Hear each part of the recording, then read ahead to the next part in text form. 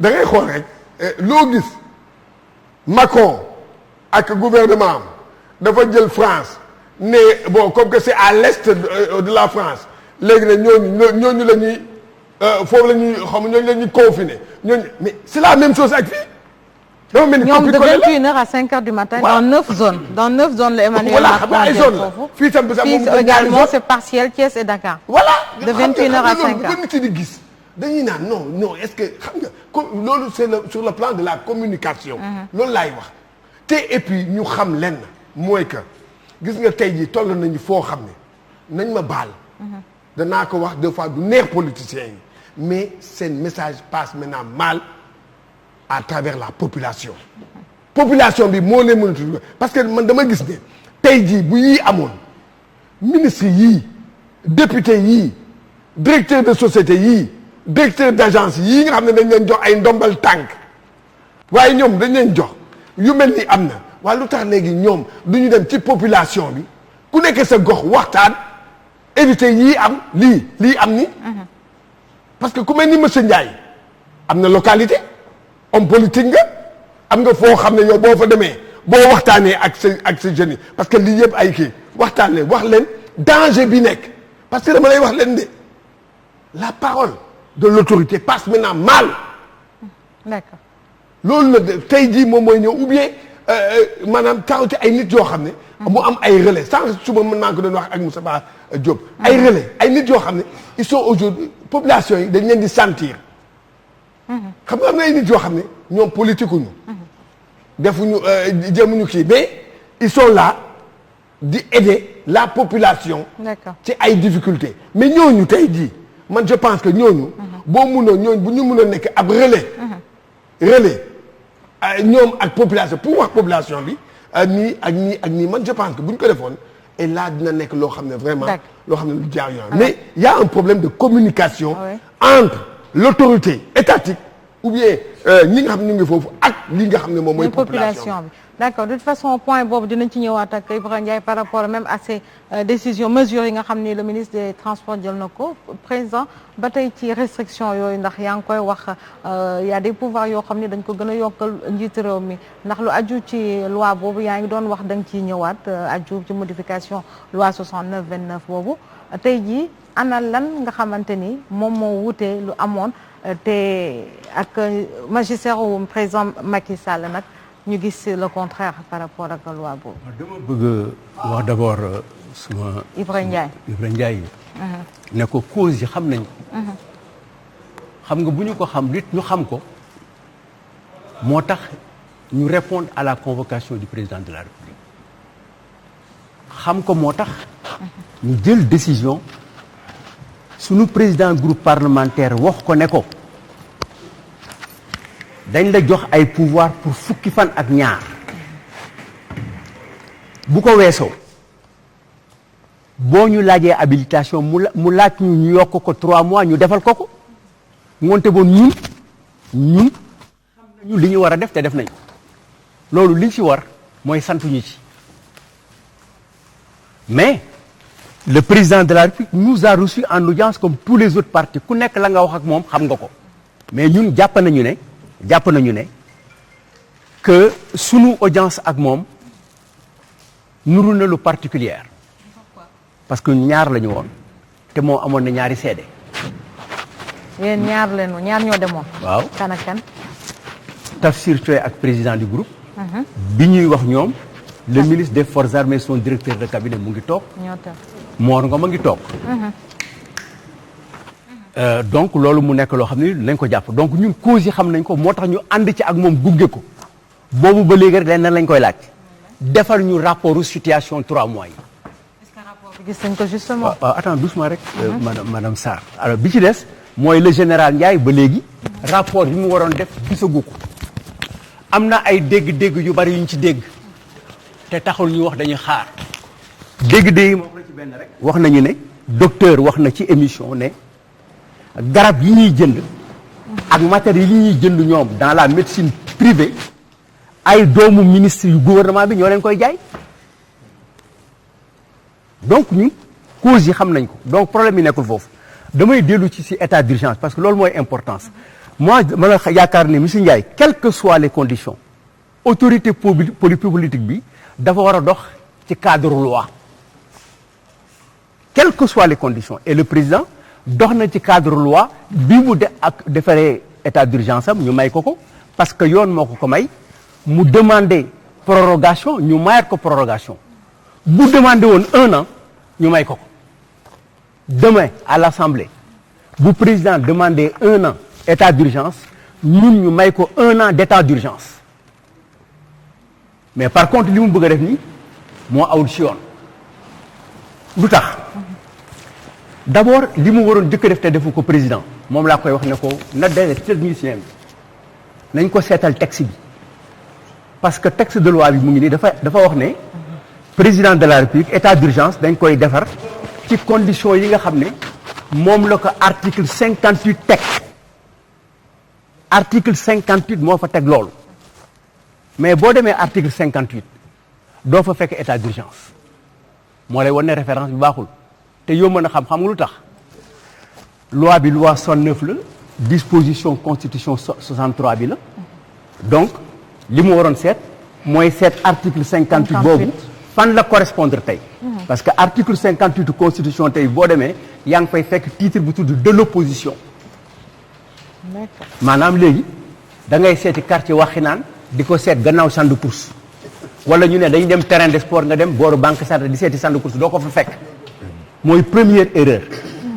mënoon nañ ko bañ a gis parce que ubbiwuñu ko mais dañ ko ubbi barke démb ngoonte woon bu ñu ko ubbiwaatee tey loolu la ñu war a jëkk a modifier mais wax naa ne président dafa tayal ànd ak ñu tayal muy benn ñaareel bi loi bi daf ko may loo xam ne lii régime d'exception la ak lu ñu mënti wax rek directeur boo amee ba am droit ubbi téléphone yi di ko déglu di ubbi correspondance am droit tëj ko am droit génne ko këram am droit réquisitionner ay otoom pour transporter ay nit régime d'exception la moo tax mënul passer fukki fan ak ñaar mais loolu loi bi dafa ne kañ lañ koy def kan ñu ne ci ay événements yoo xam ne yi dafay nekk ay événements yoo xam dañuy am ay caractère de calamité publique calamité publique xanaa ngoote bon loi bi tegu na constitution législateur u 1969 bi moom sori woon na gis-gis mu nekk calamité publique donc Covid-19 bi amee ay jéeya calamité la waaw président nag bëgg ne léegi ci loi bi mu indi daf ci yokk benn article bu bees mu ne en cas de catastrophe sanitaire catastrophe naturelle ou sanitaire mais catastrophe mooy calamité mooy cataclysme jarul woon mu yokk loolu am na ko ba pare mu ne en cas de catastrophe dafay laaj ci loi bi ñu def ci au lieu de 12 jours pour moom de wax naa la ne 12 jours yi constitution la mu ne nañ ko jox foofu 30 jours renouvelables mu am même doole bi ci en période d'exception mooy président il se transforme en dictateur. dañ ko ciy may 1 mois renouvelable. renouvelable. combien de fois. renouvelable combien de fois la ba presque. non amul renouvelable. renouvelable rek. bu fekkee ne texte bi. mënul am werante mën nga ko jox mu téye ko. bien sûr. alors donc loolu mooy loo xam ne lii amul ci droit. amul ci droit parce que mënul jël ay pouvoirs exceptionnels dans des périodes yu mu déterminer boppam. ensuite loi bi sax dafa war a dem seet d'abord wax ñu lan mooy catastrophe sanitaire. dañ koy définir mais mu ne nañ ko jox sant c'est-à-dire président li mu bëgg léegi foofu mooy ñu jox ko benn doole ci moment boo xam ne amu ko li gën ci moom man li ma koy conseiller moom. bu ëllëgee bu loi bi ñëwee na demander ñu proroger ko état d'urgence bi xam nga 1 mois renouvelable la bëgg ñun bu ñu demander 6 mois ñu may ko bu ñu demander 1 an ñu may ko parce que loolu am na droit ñaan ko am nañu sañ-sañ ñu may ko dinañ ko may xam nga lu mu amul droit tafu boppam. maanaam jëlal ko boppam jëlal ko boppam waaw non. du jëlal so moom day sàcc boppam. maanaam. oui mais parce que président. bu demandé woon ngeen ñu accordé dafa teg xaalisam guddi. après jóg yor ko du ko jël pour dencaat ko mais jaru ko moom rek ak néegam am na sañ-sañ bi am na majorité ñun yéene nañ ko na ko laaj mais mu def nii rek léegi moo tax ngay laaj lan la ci jublu pourquoi mu bëgg xëy benn suba rek mais bon yële Covid bi jeex na mais moom bu sentir ne catastrophe am na naturel amaat na wala. te ñun te loi bi may ko calamité moo gën a dëgër catastrophe calamité moo gën a wóor catastrophe calamité ëmb na calamité maanaam bu fekkoon ne dañ ko doon wax li ñuy wax ne calamité la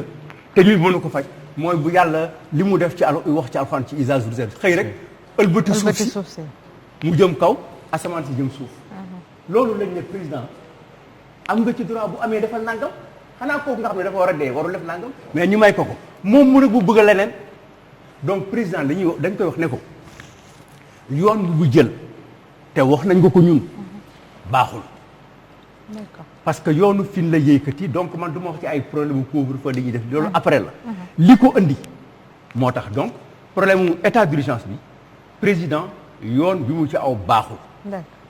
premièrement il faut modifier les dispositions de l'article 1 bañ a référé à l'article 50 dem à l'article 68 de la constitution bi nga xam ne moo créé état d'urgence bi ensuite état d'urgence bi 12 jours la bu fekkee ne dafa bëgg état d'urgence bi passé 12 jours mën naa ko jox yoon bi mooy na modifier constitution bi article bi ñu def bi ñu bind ne l'état d'urgence ne peut pas dépasser 12 jours mu def ci l'état d'urgence ne peut pas dépasser 1 an bu ko neexee mais il faut la politique mënul agir par la peur la politique dafay agir par le droit et par la légitimité et la légalité loolu laa bëgg nga jàpp ko te xam ne loolu moo war a am mais li nga xam ne nag mooy li ngeen wax ci ay problème couvre-feu président am na droit jël ko bu ko situation bi laajee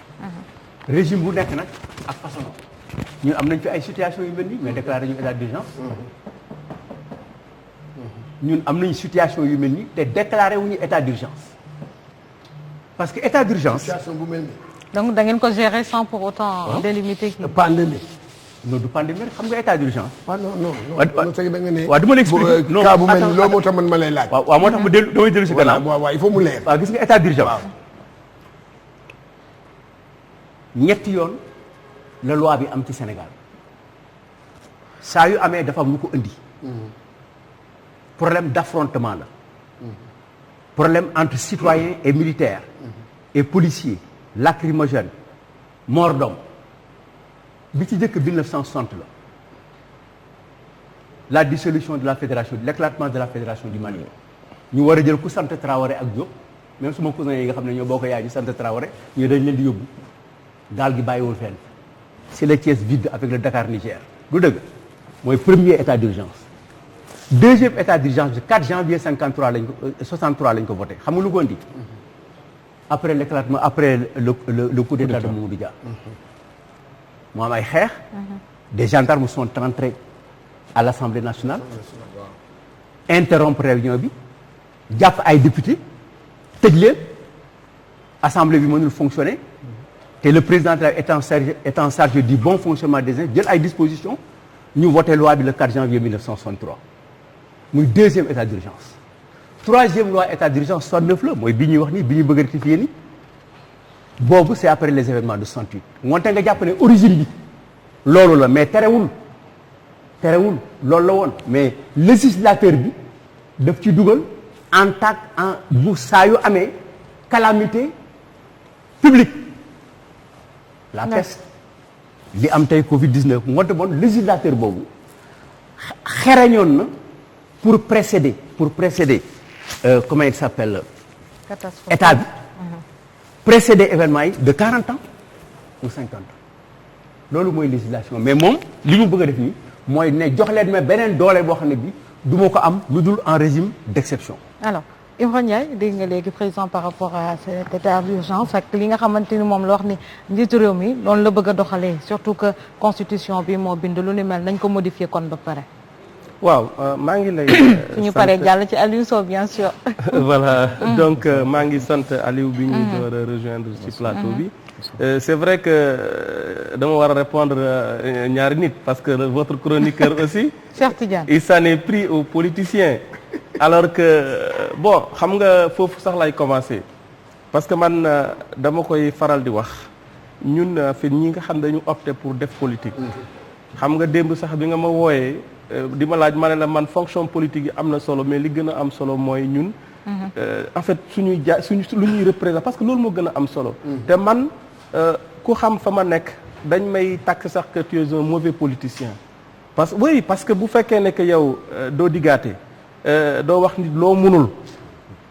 souvent dañu naan la yow doo politicien bu baax te man. maanaam doo politicien au Sénégal. En fait parce que cela veut dire que le politicien il est un peu peut-être. il est très péjoratif même le politicien. Exactement te loolu le politique bokk. dañ ko war a dindi. te loolu mi ngi commencé ci plateau yu mel nii en fait man su may dem débat. comme li may faral di wax damay bëgg rek su ma toogee sama kër di seetaan sama télé. souvent may gis gars yi xuloo ci plateau yu mel noonu da ngay c'est-à-dire population bi image bi ñuy am ci ñiy wax. finalement dafay nuru leneen moo tax may wax gars yi nañuy fexe bu ñu toogee au-delà de nos personnes de nos trucs ni ñu xool li nga xam ne ni mooy doxal dëkk bi ñu wax ci. parce que man tey loolu moo ma amal solo donc sëñ bi dama ko bëgg dalal xelam pour wane ko. dañu ne foo dem il y a des brebis galeuses foo mënti dem nag ak métier boo mënti dem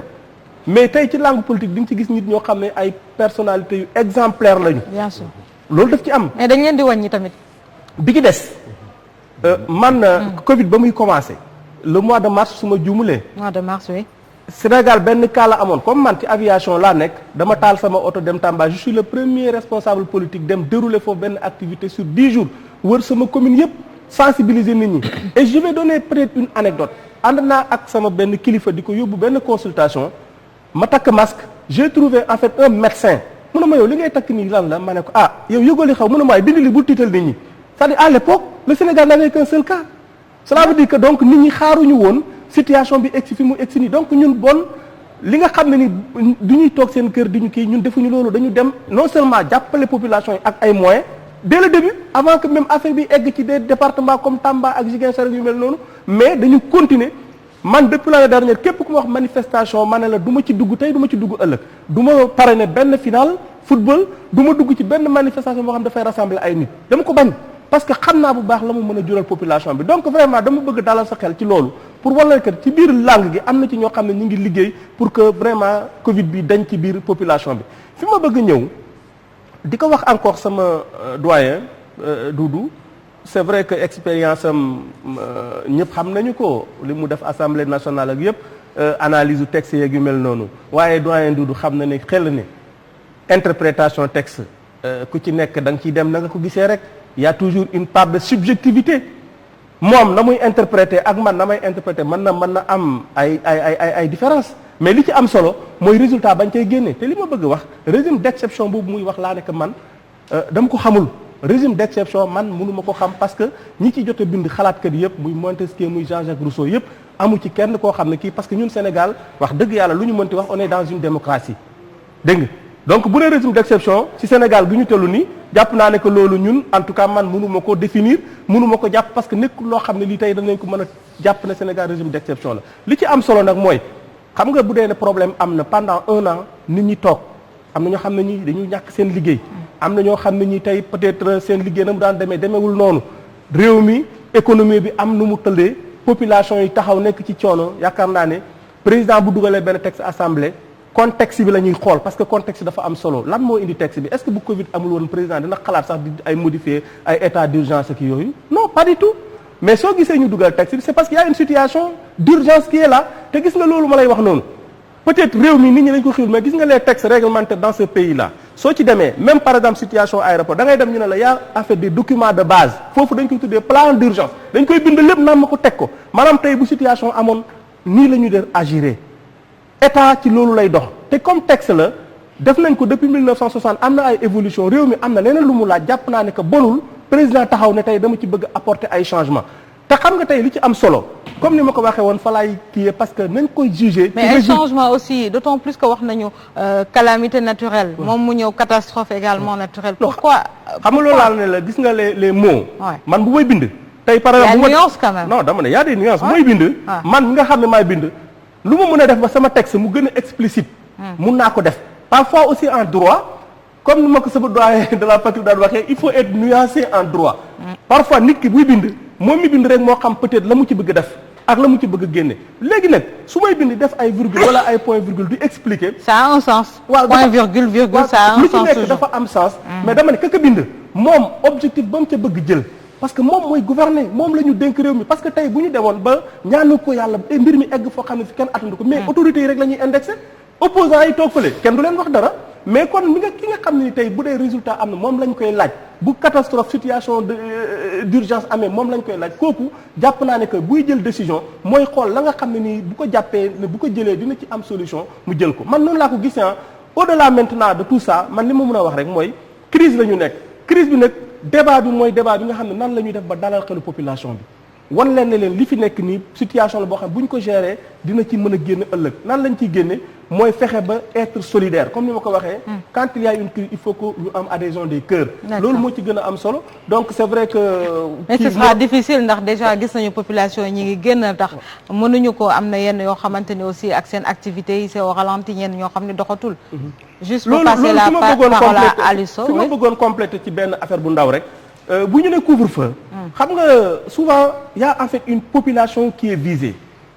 parce que bu ñu ne couvre-feu parce que dëkk bi tey am na ci ay soirées yuy am yenn tànn béeri yenn situation yoo xam ne guddi la koy nit ñi fara def wala ban public yi am na yoo xam ne heure liggéey man su ma xëyee damay taal sama auto dem sama bureau toog peut-être le soir au quartier ma génn dem ci mbedd mi taxaw di waxtaan ak yu mel noonu bu ñu ne couvre-feu la à partir de 21h ku nekk toog këram cela veut dire que transmission bi waroon am ci guddi googu noonu période guddi gi ñu fexe ba au moins loolu ñu di ko parce que mënuñu tere nit ñi ñu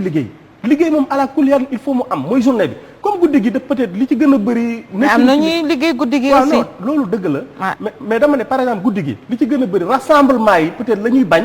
wala manifestation yenn yi la ñuy bañ ci guddi gi. moo tax ñu teg ko mais askan famille bi nga xamante ni mënul ay loxoom jotuñu gannaawam nga xamante ni ñi ngi dem fële di jënd ci maire bi jaay fonde wala maire bi jaay cere et tout ça. loolu tamit dañ ko war a jël en compte. ñu dellu si waat waaw dañuy dellu si mais dama la bëgg a préciser. waaw dinaa ci dellu si léegi. mesures yi nga xam ne nii président daf ko jël pour accompagner la population. parce que man dama nekkoon ci secteur bu am solo. y a des mesures ñaata yoon la ci président non c'est-à-dire dama la bëgg wax ne secteur d'activité boo jël. autorité bi daf ci injecté xaalis pour jàppale population. mais xaalis boobu gisaguñ ko ba tey nag nañ ko wax. d'accord alors dinañ dellu ci point boobu Aliou Sow. alors bonsoir. ñu nuyu la d'abord. Eh bien bonsoir Ramatoulaye. Bonsoir Monsieur Ndiaye. Eh bien Cheikh Tidiane Gomis bonsoir. Et puis eh bien tonton bonsoir. maa ngi lay sant di leen gërëm je suis très content d'être là malgré ce retard. Bien sûr. Alors couvre-feu état d'urgence on en parle moom la ñuy wax sànq ba tey ak modification loi 69/29 léegi dégg nga ci également président Doudou Wade li nga xamante ne àdduna ko ci ak modification ci article boobu nga xam ne cité na ko et également voilà l'opinion de Ibrahima Ndiaye par rapport ak ça sa analyse. Bah moi je crois que il faut enfin je sais pas la question mooy c'est quoi véritablement la question il y a le couvre-feu au Sénégal Macky Sall moo ko décidé. Il faut des modifications. yaa ngi dégg mais modifications yi en principe théoriquement il est convenu que ni Macky Sall le président Macky Sall bu demandez il a une possibilité d'une douzaine de jours. Maintenant il demande à ce que ñu rajouter ko affaire bi jusqu'à une trentaine de jours. yaa ngi dégg bon déjà il faut qu'on comprenne ana lu tax mu demander 30 jours. Pourquoi les 12 jours duñ ko renouveler normalement. Puisque 12 jours yooyu c'est renouvelable. Même si ce n'est pas de manière à moins que parce que je n'ai pas les textes complètement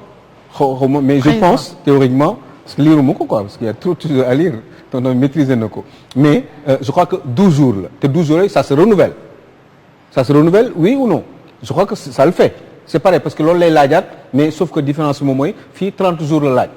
question bi kay moom mooy man ci li ma comprendre tout de suite et immédiatement moom mooy ana lu tax le président Macky Sall demandé laaj ñu yóbbu ko mbir mi de 12 jours à 30 jours et puis entre calamité question entre calamité naturelle et catastrophe ou catastrophe sanitaire ou je sais pas ou catastrophe naturelle je crois que calamité quand même moo gën a yaatu calamité lépp a ngi ci biir une catastrophe nationale se contient dans une calamité. Donc, enfin, je sais pas, mais en même temps, pourquoi pas? waaye mbir mi moom mooy parce que on ne sait pas en général comme ni mu ko waxee ni monsieur Ndiaye nit ki buy bind loi en général bon c'est vrai que votre professeur vous a dit que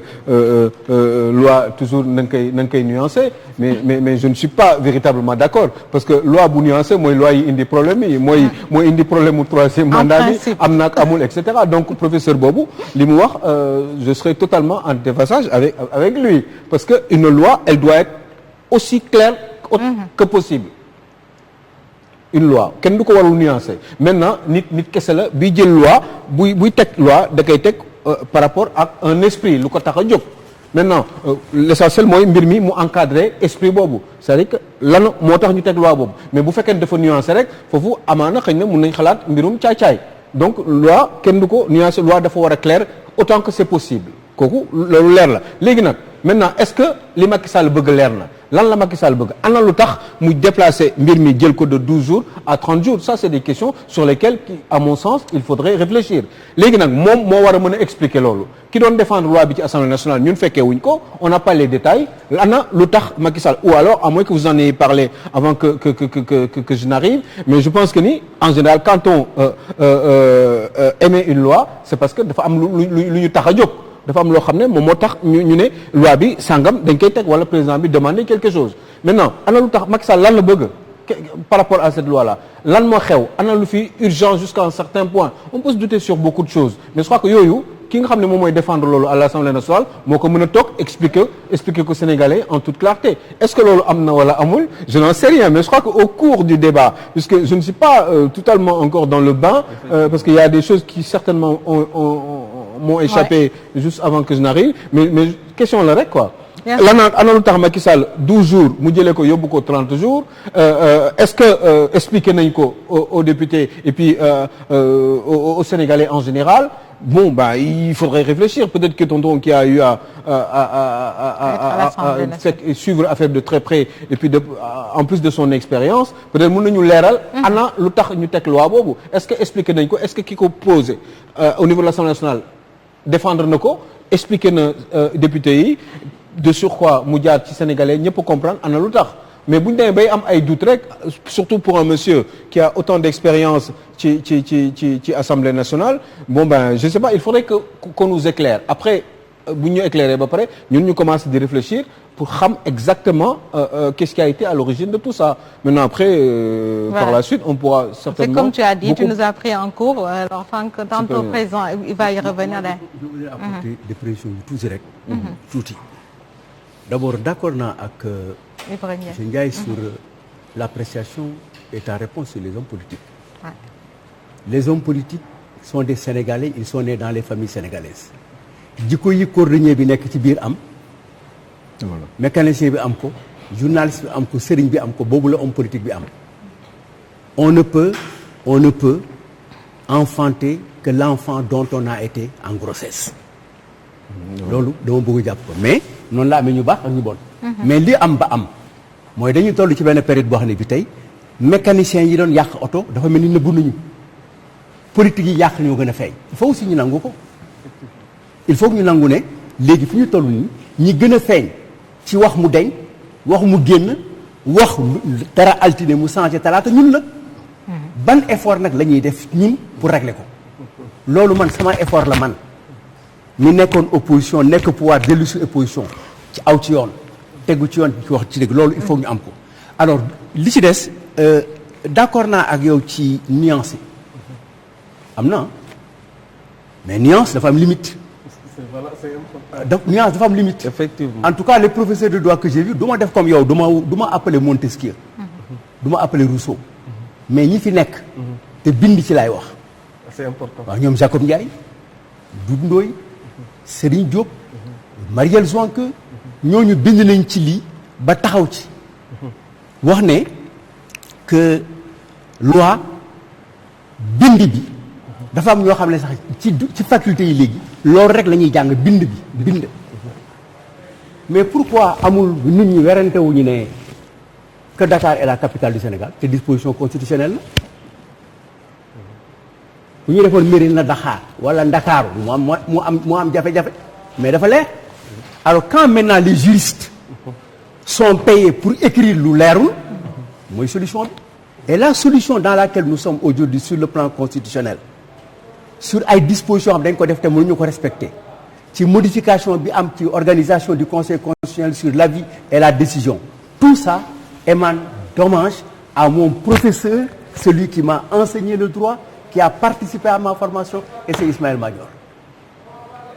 Les gens se posent aujourd'hui la question, est-ce que uti jabaru mécanicien gënu doomu mécanicien bu jàngi mécanicien gënu doomu juriste? C'est une question fondamentale. Pour la première fois dans notre pays, une cinquantaine de professeurs de droit se sont élevés bind contre benn seen benn moom ne ko li nga wax du loolu. fan nga ko mës a gisee yow mi def faculté de droit yi amul. Donc ma la yëgal ne que régime d'exception yi ma la wax comme da nga laal France wax Rousseau le contrat social wax comment il s'appelle Montesquieu l'esprit des lois l'état d'urgence et autres régimes d'exception, ça c'est la France. Notre maître ou notre maîtresse nous enseigne que l'état d'urgence est un régime d'exception. Ou bien mu génn ci tarixa France. Mais attention, il y a non, vous êtes juriste là. Ouais, non, on va venir encore sur Ils n'ont le pas mis le ou hein, ils ont mis et. Cela veut dire que autre régime d'exception. et autre régime. Je suis d'accord. Cela veut dire que xam nga il n'accumule pas en fait l'état d'urgence à un régime d'exception. Non, si. Non, attends, xam nga man texte laa yor texte boo yor. État d'urgence et autre régime d'exception. je parle de son texte. Attends, bu ñu discuter ci loolu d'accord naa ci parce que dañuy ci taxaw. Mais dès l'instant que am naa droit génne la sa kër régime d'exception moo ko may. Ne sa salaire du ma la ko fay régime d'exception la. Contrôle de l'identité, contrôle des correspondances loolu yëpp ci état d'urgence la nekk loolu yëpp a ngi ci état d'urgence réquisitionner les personnels donc loolu état d'urgence la régime d'exception la dans le régime de liberté qui est une disposition du préambule de la Constitution mais loolu moo ciy dugg daf ñuy sonal mais li am ba am mooy président 2 jours yi amul droit changer ko xam nga lu tax mënu ko changer 2 jours yi constitution moo ko maye moo ko limité ni nga amul droit wax ne ko am 34 ans mën na nekk candidat à l'élection présidentielle noonu la ci amul droit dafa am yoo xam ne ay limites la plancher ou plafond yu nit mënoon na nekk à 80 70 ans 100 ans candidat à l'élection présidentielle mais léegi dañ ko plafonné à 70. Est-ce que nit mën na laaj ne léegi man comme maay président de te mu bëgg a nekkaat candidat dama bëgg ci loi bi ngeen defal ma ko 70 ci code électoral bi déedéet. Mais est-ce qu'il y a une possibilité de modification? Hein? Est-ce qu'il y a une possibilité de modification? waaw dafa ne modification bi la demandé. Ah, modification bi la demandé. moom dafa wax ne. D'accord. dafa yokk ñaari article mu ne bu fekkee ne dafa am ay catastrophe naturelle ou sanitaire. catastrophe sanitaire calamité yi prévoir na ko fa ne. mu ne bu boobaa dañuy jox autorité administrative bi sans que soit proclamé l'état d'urgence. Même bu état d'urgence moom mu ngi nekk ci loi état d'urgence bëgg ci dugal lu nekkul ci état d'urgence monsieur Ndiaye. Oui. Soyez d'accord avec moi que mën na andi loi bu mel noonu mais xajul fii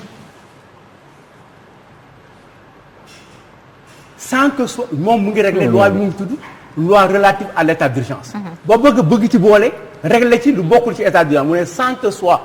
proclamé l'état d'urgence nañ ma jox doole bi pour 30 jours renouvelables. Quand il le veut. Oui. waaw quand il le prendre veut. un mois renouvelable. sans état d'urgence. loolu mooy mu ngi jël loo xam ne mën na ko am xam nga président am na fi 3 mois moo ëpp 1 mois mais loi moo ko jox sañ-sañ député yi ñu jox ko ma ne loolu na ko laaj noonu lan nag moo tax mu xam loolu ba pare bëgg a jël lii. y a anguille sous roche nga bëgg wax. bu état d'urgence amul mu am droit réquisitionner ñëw ne yow ak man ak Ndiaye du ñu génn suñu kër. interdiction de sortie j'ai compris. Enfin, loolu la ñu wax. bu fekkee ne daf ko bëgg a def na dem ci régime d'exception yi nga xam ne moom le président am à faire tout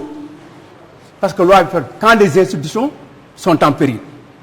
mais aguñu foofu te loolu beneen disposition lay laal mais du laal disposition bi mooy président moom ci boppam ak ñi ko nekk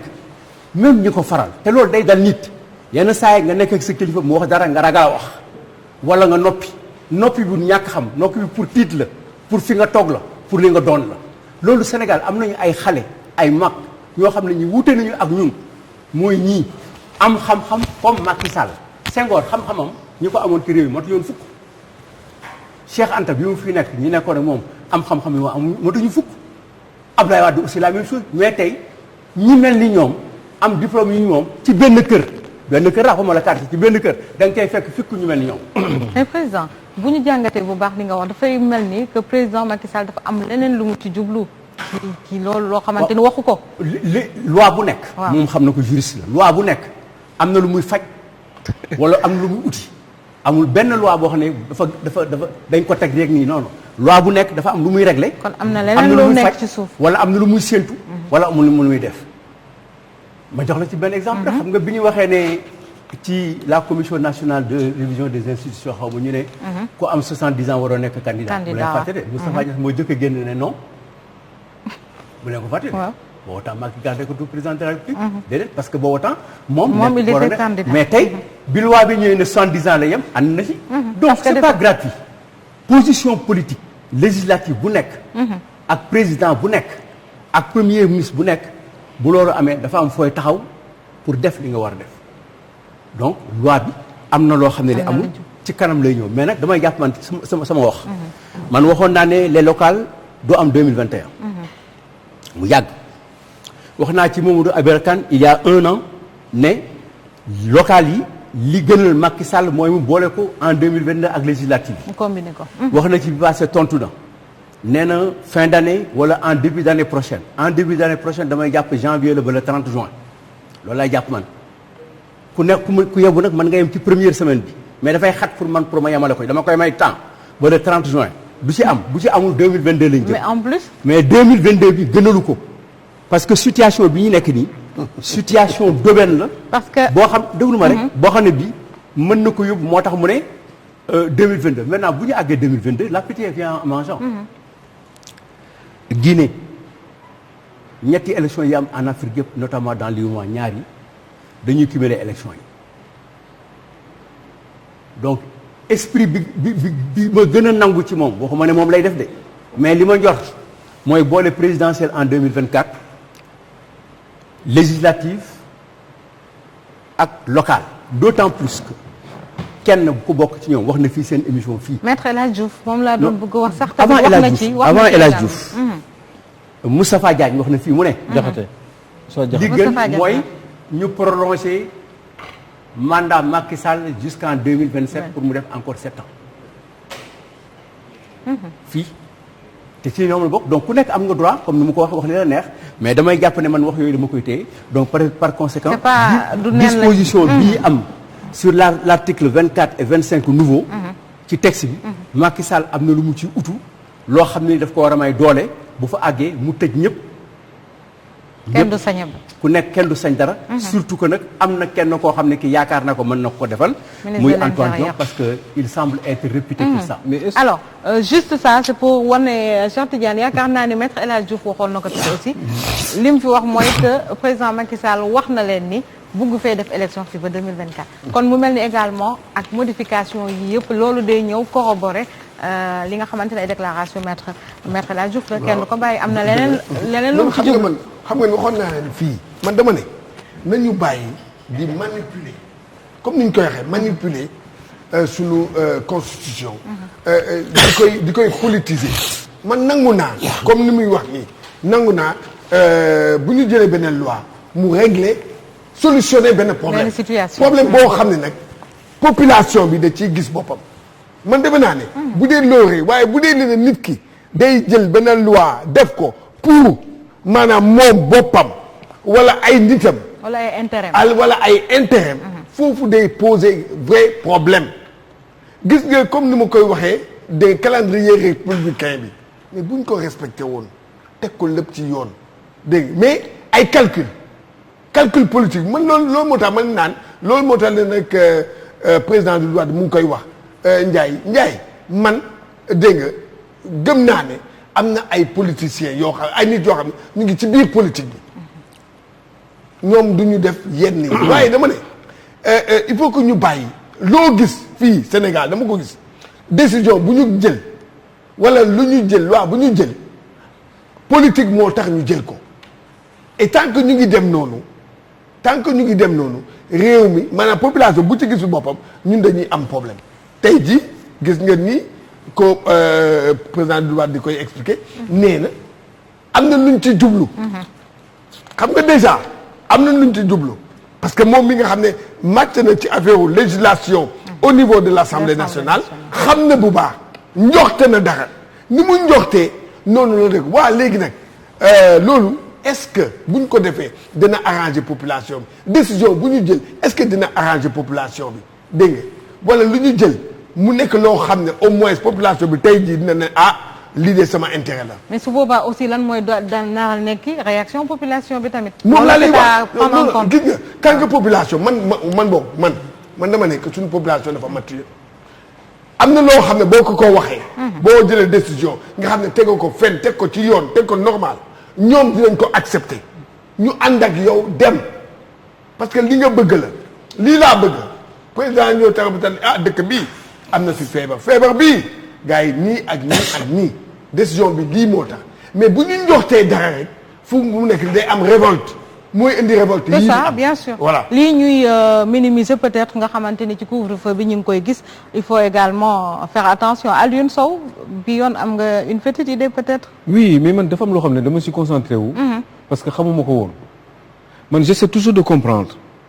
ana lu tax ñu ne sans que ce soit bon je peux pas tout lire. oui allez-y. Ou alors je le relis. Vas-y.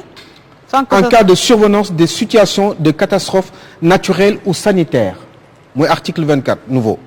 maanaam bu jéyee amee nga tënkalaale ko ñi koy bu jéyee amee ci wàllu wér-gu-yaram. bu jéyee amee ci wàllu wér-gu-yaram. wala calamité naturelle. wala ay taw yu kii ak yu yooyu noonu. yoo xam ne dafa relever ci nature bi.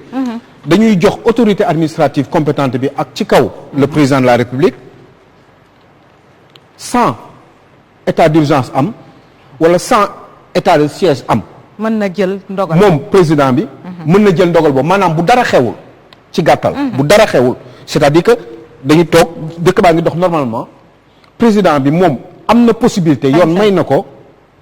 bu fekkee ne doolu wax leen ma ko parce que ce serait grave. non l'esprit du texte c'était pas ça. non li mu bind fii laay lire. léegi l'esprit du texte c'est quoi. non en réalité. xam nga da nga lire man liiruma texte. dañ koy non bàyyi ma lire loolu. mais li nga lire. c'est-à-dire xam nga en fait en réalité. bàyyi ma yeggali si man dama am non si xoolal boo ma bàyyi ma yeggali rek. parce que il faut mu yegg parce que. parce que texte bi c'est écrit. du pour ñun kese parce que sénégalais dañuy seetaan.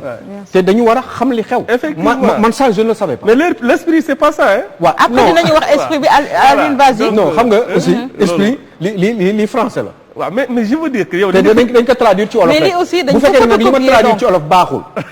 non dañu ne ci gàttal. waaw s'il vous plaît. waaw dañu ne ma delluwaat ci. bu dara xewul. la phrase commence par bu dara xewul. non en cas de catastrophe. alors non benn la. bu jéyee amee non bu jéyee amee. non mun naa ko tudd non dégg ma yeggali rek. Aliou non mun naa wax waxe bi neneen non benn la. non il faut ma yeggali ko. il faut ma yeggali ko de. parce que lii nii man xam naa ni la non xaw ma ko woon. Aliou vous pouvez pas prendre une phrase. au milieu Alioune jox ko mu liir jëluma ko au milieu jox ko moom mu liir ko. jox ko moom mu liir ko. jox ko liiral ñu rek. non jox ko mu ok ñu traduire ndoo ko. s'il vous plaît rek. waaw ñu traduire ndoo ko. en cas de survenance de situation de catastrophe naturelle ou sanitaire. loolu mooy lan ci olof. bu ñu toogee ba nga xamante ni dafa am jéeya maanaam jéeya ci wàllu wér-gu-yaram mooy situation sanitaire calamité ou bien catastrophe sanitaire wala lenn loo xamante ni ci wàllu alam bi la maanaam wala environnement ak lu mu mënti doon. waaw jox nañu. waaw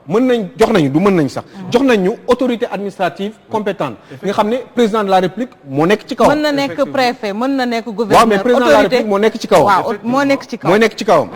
jox nañ ko. sañ-sañ.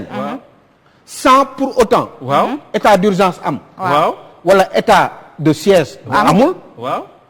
jox nañ ko sañ-sañ mu jël ci dogal. pour mu jël ci dogal. waaw.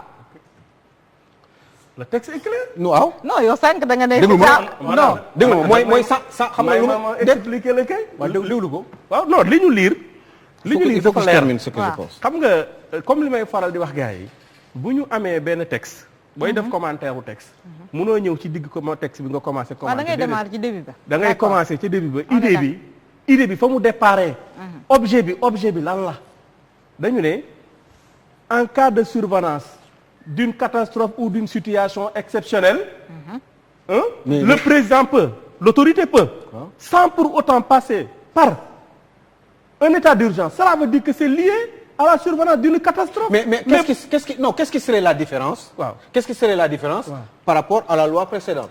xam nga dañ moom laa koy la wax. tënk, Xam nga dañ koy catastrophe, faral. ce texte-là d'abord est lié d'abord à une catastrophe. non waxoon nañ calamité fële de. Non moom laa la wax c'est-à-dire dama ne la man li nekk ci texte bi la. calamité bi moo gën a rëy. moo gën a non yaatu. ëmb na lii en fait. Bien sûr, moo sauf que gën a lii dañ ci yaatu. yokk rek. sauf que lii dañ ci yokk lenn kese mooy dañu ne. sans pour autant mu am état d'urgence wala mu am état de siège. État de li tax ñu siège. yokk ci loolu. xam nga laa bu ñu bëgg a koy xam lan bu la. ma koy nettali D'accord. bu ma koy traduire suñu benn mbokk boo xam ne peut-être sa yàlla def na jàngul. man li ma mun a wax mooy. Mooy lan? dañu ne tey bu situation exceptionnelle amee ci dëkk bi maanaam catastrophe tremblement de terre yooyu président. sans pour autant que par exemple mu déclarer état d'urgence mën na jël ay dispositions pour agir ci loolu. mais en dehors en fait d'une catastrophe ou de d'une situation comme ça mënu ko def. mais catastrophe sanitaire da cee bokk. parce que mais ci biir la. je suis d'accord avec toi mais problème bi ci nekk biir la foofu. bokk. xam nga problème bi da nga ko wax ci texte bi xam nga man texte bi wax naa la lan mooy origine am waaw wax naa la ñetti yoon yi am lu mu am waaw. xam naa modification bu ci nekk waaw. mais texte bi état d'urgence bi taxul rek mu jóg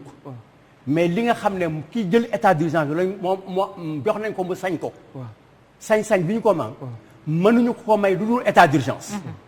ok. sañ-sañ boobu mënu ko am lu dul ci état d'urgence te état d'urgence bi 12 jours la mën a am mën na ko passé nag ma wax la ne état d'urgence bi mujj en France en 2015 dem na ba 2017 ok ñaari atu état 2 ans. d'urgence mais loolu moo wax ne dafa ëmb li muy laaj ci catastrophe naturelle dama wax ne comme encore on se réfère à la France France dafa wax ne soit en cas de calamité publique xam nga ñu loolu la ñu bind Calamité mu def publique. entre parenthèses catastrophe naturelle d'une ampleur exceptionnelle mooy li ma la waxoon ne le législateur boobu de parce que aussi président de commission ba xam nga kan la woon Xaar Ndofène Diouf brillant avocat moo defoon rapport bi c'est-à-dire que ñoom prévoir président dafa bëgg doole mais doole bi am na droit am sañ-sañ parce que moo ilif ñëpp président ñi li nga wax ne moom mooy responsable déedéet président décision yi mu jël ci lu état d'urgence bii passé ñun suñu responsabilité ngi ci parce que dañ ko jox suñu bopp ëpp ñu ci responsabilité bi mu ne lii laa soxla ko dañ ne ay ca jox nañ la ko ngoonte woon ku mu ci rey ñun la ku mu ci gaañ ñun la mais ku mu ci faj defar la ci aussi ci ñun la loolu mooy suñu responsabilité ñëw ci moment bi nga xam ne bi réew mi soxla ko réew mi soxla na président am doole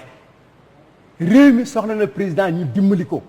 mais na ko teg ci yoon li mu mën a def bu bëggee 12 jours yooyu wokk yaa ma gën a xam parallélisme des formes na modifier constitution bi effectivement ah moom wax loolu dañ ko laaj C'est ça. moo wax la nag benn affaire bu demandé modifier constitution bi ñu déglu ko ci ànd ak ci ak moom na ko modifier mais bu mu tafu boppam président dafa bari lu ko wër te ci moment yi mu jombut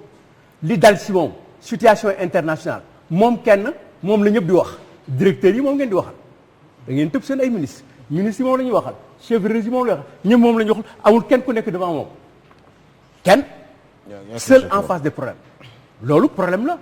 bu fekkoon ne li mu bëggoon tey ma jox la ci benn exemple bu bëggoon président bi xelam nekkee ne dafa bëgg a boole législative ak élection locale mënoon na ko def te du sonn day jàpp date bi ba pare dissoudre assemblée bi dégguma day jàpp datam ba pare dissoudre assemblée bi dissoudre assemblée ci période bi non déggu na waxuma pas période bi ma ne bi mu ko naree bu yàgg doonul woon changer disposition premier ministre dafa ko fay bàyyi waaw xam nga lu nekk dafa am ay priorité dafa am loo xam ne mën nañ la ko may fii te dootuñu la ko may bu fekkoon ne disposition yi nekkoon 2016 moo fi demeuré bu janvier bi ñëwul doon na am possibilité de dissoudre l'Assemblée nationale effectivement mais le texte surtout que on a changé quand même waaw déggoo li ma la effectivement wax naa ko dama ne parce que nit président dafay jóge fauteuil am seet 2 ans 3 ans après mais président amul jotam parce que dafa am lu manqué ci suñu réew c'est extrêmement important le premier ministre ñu ngi koy soog a xam premier ministre laa wax ne gis nga président Macky Sall bii bu sañoon tey dellu gannaaw daf koy indiwaat parce que dafa bokk d'abord ci sunu lu ñu tàmm on a passé plus de temps avec un premier ministre que sans un premier ministre te premier ministre dafa am loo xam ne daf koy indi au moins décision yi nga jël yëpp moi je parfois damay jaaxle Ndiaye quand le président dit j'intime au gouvernement je demande au gouvernement bu ko ñetti nit bokkee rek kenn du def dara xamul tax amul kenn ku koy coordonné ku nekk da nga naan sa morom seefoobu mais bu ko masaan wax mercredi bu génnee le soir premier ministre convoqué tel ministre ak tel kaay leen ñëw seet si ñu envoyé sama directeur de cabinet donc loolu xam nga marche état te Macky Sall yàlla may na ko war na ci mën lu ñu yeneen mënul gannaaw Abdou Diouf parce que Abdoulaye bi muy ñëw mësul nekk premier ministre bi muy ñëw mësul nekk ministre ak portefeuille bi muy ñëw ma nekk na assemblée mais mësul nekk ministre de l'intérieur mësul nekk maire donc il avait toute une benn ensemble de prérogatives boo xam ne am na ko li mu war nag li mu nar nag ci texte bi moo leeragul ci boppu nit ñi li tax leeragul ci boppu nit ñi mooy est-ce que wax naa ko barki démb ci benn émission ma ne bu lii bu amee du paaka mais jaas yi lañ jël daas ko ba mu ñëw jox ko et le peuple le sentira parce que moment bi muy bëgg a nekk troisième mandat par force moment boobu loolu lay utiliser. bu ko seen et je dis kon benn kon c'est un aveu de taille. mais bon parce que aussi d'accord xam nga allez-y. je pense que doyen il faut que ñu relativiser tuuti quoi man mënuma wax lu nekk ci ginnaaw texte bi maanaam texte bi li ma ci gis c'est lié déjà à des catastrophes en dehors des catastrophes et autres gisuma ci leneen loo xam président bëgg na ko jël comme doole. lan moo mën a favoriser catastrophe monsieur Ndiaye. catastrophe lan moo ko mën favoriser. loolu débat bi. mais donc problème moo ci pouvoir li tax ma laajuma ko nii de. waaw non xam naa fi ngay waxee boo ne lu mën a catastrophe mooy catastrophe rek catastrophe kay li ko mën a événement la rek boo xam ne c'est exceptionnel mooy indi catastrophe. mais yow léegi li ko du président Doudou Wade wax vas-y expliquez ñu un peu. parce que moom li mu la wax c'est un aveu de taille sénégalais bu ñu maytuwul fi mu nekk nii bu ñu joxee prérogative boobu njiitu réew mi. loolu mooy jël na paaka wala jaasi sax daas ko pour seen. non dama ne xam nga. c'est assez bu ñu moo tax ma ne ko foofu laa ne nañu relativiser un peu parce que dama ne man mënuma wax loo xam ne dafa nekk ci ginnaaw texte bi man li ma mën mooy texte bi mi ngi nii ma interpréter texte bi wax li texte bi bind dama jàpp ne que man boo gisee président ne nekk ko jëlee ci 12 jours yóbbu ko ci 30 jours li ma ci jàpp man c'est-à-dire non dama ne li ñu c'est une proposition waaw mais waxul ne waaw non nañ ko jël dem 30 jours waaw loolu bu ko waxee sax nga bañ proposition la naan constitution moo la ko may waaw non c'est une modification proposée c'est ce que je veux dire n'est-ce pas c'est une modification qui est proposée et puis le président a plein droit quand même de faire des propositions des projets de loi am na ci droit tout à fait waaw léegi nag bu ko defee je ne vois pas pourquoi ñu ne mënul modifier constitution bi parce que bu boobaa situation bi dafay nekk beneen situation boo xam ne bii ñun actuellement li may wax ni situation Covid moo fi nekk on parle en fait de cette crise du Covid-19 tout est lié donc à cette crise donc mënuñu indi leneen loo xam ne dafa génn ci biir crise boobu dugal ko feneen loolu laay foofu laay waxee. mais lu tax loolu mënul nekk. mënul nekk parce que nekkul ci texte bi. bu dee ne li ñu non dama ne li ñu fi wax li ñu fi bind. bu dee li ñu bind fii noir sur blanc la man gisuma ci benn galgal boo xam ne bii comme ni ko doyen Doudou waxee peut-être moom mu am lu mu ci xam lu ñu ci xamul ñun. mais ñun dañu basé wu ci texte fondamental bi nga xam ne moo nekk nii muy benn projet boo xam ne bi dañ ko proposé jàpp naa ne que président am na droit def proposition bi. bu demee assemblée député yi ñooy examiner xool bu fekkee ne que ñoom jàpp nañu ne que lu mën a jàll la ñu xool ni ñu koy kii pour mu jàll loolu la mais gisuma ci aussi benn risque boo xam ne bii dafa war a dal ci population bi parce que rek man pour man c'est une question lancinante qui est là président dafa bëgg a jël en charge en fait les préoccupations des populations léegi nag président dafa am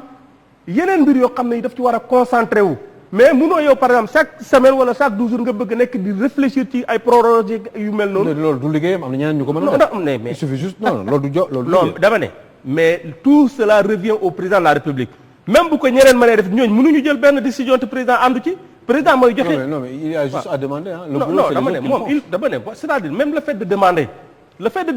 jàpp non dama ne même le fait de demander il donne des instructions à quelqu'un. def leen par exemple. mais da nga yaakaar ne bu ne def leen gars yi dañuy bind rek ñu jël texte bi rek valider ki noonu mais ça revient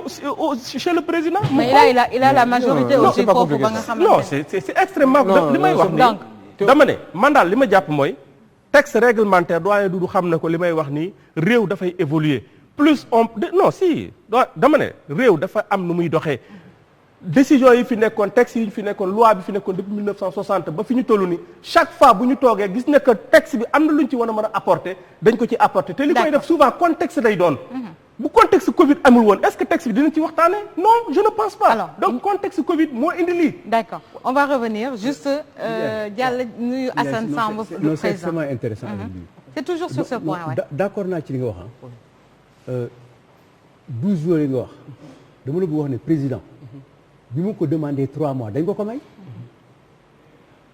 te mu ngi woon ci biir état d'urgence bi texte bi mu bind texte état d'urgence la xam nga aaya bi xam nga liy wax ci koor ak liy wax ci koor yi ak ci wax tamxarit bokkul lu ci nekk dafa am chapitre am yow xam nga ne loi bi loi sur l'état d'urgence la mu ngi ci bëgg a traité benn affaire boo fa ne même bu état d'urgence amul waaw kay loolu mooy question loolu mooy mais am na droit mais loolu dafay jafe dama ne ñu ngi nekk ci Covid bi attends rek xam nga ci Covid bi lañ nekk embrassement la. waaw non attends xam nga ci Covid lañ nekk waaw dafa bëgg ay pouvoir ci Covid bi waaw. dafay demander ñu prolonger ko waaw 12 jours yi mais na ko demander pour 5 ans wala reste de son mandat d'accord alors ñun suñu responsabilité ci ni feebar bi demee parce que ñun suñu responsabilité daf ci teel a jóg Covid bi li ngay wax naan ñi comprendre ko on l'a compris très tôt et avant le président Macky Sall le 25 février la ñuy décider ne bu kenn réunion ti 25 février le 27 février ba léegi le président Ablaye Wade nous avait demandé bu kenn génn dëkk bi bu kenn tukki tous les députés sont partis à la CEDEAO sauf Woré Sarr donc on s'est confiné très tôt moonte on sait qu'il y a c'est un danger xam nañ ko président moo tax bi président ne danger am na ñun ñu ne yëg nañu danger bi nañ dem joxe suñu bopp wax ak moom mu indi loi d'habilitation accompagner ko mu créer commission ñu ànd ci commission bi ñu dem tourner ñu ànd ci mu créer même commission assemblée bi commission bu baaxul commission d'information bu président warul ko ci ñu ne ko amoo ci droit mais dinañ ci ànd moo tax comprendre nañ ko mais président moo bëgg aw ci ay labyrinthe président excusez-moi dama koy wax mais parce que xaw moo ne noonu la mel aussi mais Moustapha Diakhaté moo ne fii ci yéen président dafa tàmm njuuj njaaj il faut qu'il soit clair avec les Sénégalais. est-ce que mun nañu. Alioune. ngir yàlla. un texte ne peut pas être plus clair que ça. voilà man li ma jàpp man juste man de bu ñu ma Assane joxoon Samb texte bi également. ñu ne ma commentaire ko. la may bind mooy la ma gis ci texte bi idée générale bi lan la ci lay basé wu moi je suis parti. bu idée générale bi rek de. il si, faut que dama def l'article idée dama générale ne bi sëñ bi. idée générale bi Aliou mooy dirigé Aliou mu Aliou Aliou on va- mooy idée directrice bi ah mooy idée directrice bi. Aliou mooy Sow. dirigé def rek munoo fa yam kese Aliou foofu. waaw du ma fa yem Ah, ok. waaye sama Munoo fa wax yëpp nag dama koy jëmal ci loolu D'accord. mënu ma ci génn mënu ma ci génn il faut que mais ñu def vous avez raison. D'accord. non attends gis Alors, nga li nga wax nii. waaw professeur de droit dina la ci may 18 tey. attends oui dama lay wax. non ci idée générale bi du ma ko may 18 de. non Alioune s'il te déedéet plaît. non bu doon 18 góor gi. Alioune Sow. non déedéet. li ma te xamal ci non li mu ne idée non li nga ne idée générale bi la. waaw mais dama ne li mu wax nii professeur de droit bi mu koy mën na ko ci jox 18 mais dama ne le même texte le même professeur de droit 3 ans après mën na ko ci may 2. D'accord. mooy nuance bi ma doon wax. alors Assane Samb ñu nuyu la yow tamit ci dalal la ci li nga xamante ni Ibra s'il te plaît attends maa ngi dama ñëw bëggoon dalal préciser Assane Samb affaire bu am également solo. ci plateau bi la bokk moom ñu gën ko xam ci réew mi quotidien muy analyste politique alors Assane ci waxtaan gu njëkk gi laata ñuy jàll ci ñaareelu pàcc bi mooy wàllum couvre-feu état d'urgence bi nga xamante ne am na modification loi 69/29 boo xamante ni sax jàll na en commission assemblée loolu nag lañ doon wax ba gis nañ fi ay xalaat yu fi jógee ay idées yoo xamante ni sax président Doudou Wade fësal na ko di xam leen ni bu ñu jàppee li mu wax am na leneen loo xam ne njiitu réew mi ngi ko ci bëgg nas ci suuf loo xamante ni waxu ko askan wi ndax bu ñu liiree texte bi nga xamante ni dañuy ne donc ci début bi en cas de catastrophe ou bien de calamité naturelle et puis moo xam ni état d'urgence même bu fekkee état d'urgence sax déclaré wuñ ko am na ay sañ-sañ yoo xamante ni mën na ko am pour jël ci yenn dogal yow ban jàngat nga am ci modification loi 69/29 boobu. waaw jërëjëf rahmatulah ñu ngi lay nuyu projet de loi bi nga xamante ni jiitu réew mi dafa mel ni dafay laaj benn li ñuy tuddee mën a tuddee habilitation permanente pour am sañ-sañ décréter directement moom ak gouverneurs yi ak préfets yi les autorités administratives ay situation état d'urgence ak état de siège état d'urgence nag mu ngi tekki nii tant que police ak gendarmerie ñu ngi mën a établir l'ordre ci situation boo xamante ni difficile na dañuy wàññi liberté yi pour permettre mën a xeex situation boobu mais état de siège mooy situation boo xamante ni nag léegi l'armée et la gendarmerie sont dépassés et que bu boobaa dañuy jël l'armée mu établir l'ordre avec maintenant ce qu'on appelle la loi martiale c'est-à-dire la loi militaire te bu boobaa c'est les tribunaux militaires ñooy juger et bu boobaa dañuy aj la constitution du pays et là donc nga gis ni c'est des situations extrêmement graves généralement d'ailleurs situation de état de siège c'est en période de guerre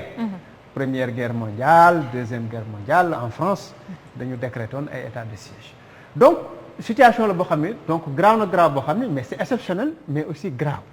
du coup moo tax ñu ne woon président mu ngi am fukki fan ak ñaar pour mën a décréter l'état de siège bu ko soxlaatee mu dem assemblée mu demander habitation moom la defoon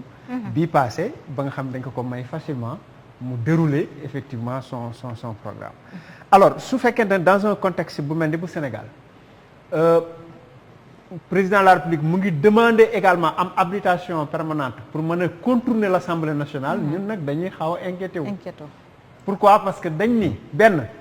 mooy mën nañ comprendre catastrophe naturelle c'est vrai que nekkul woon c'est certainement ci texte bi avant xam nga les situations de catastrophe naturelle ñëpp comprendre nañ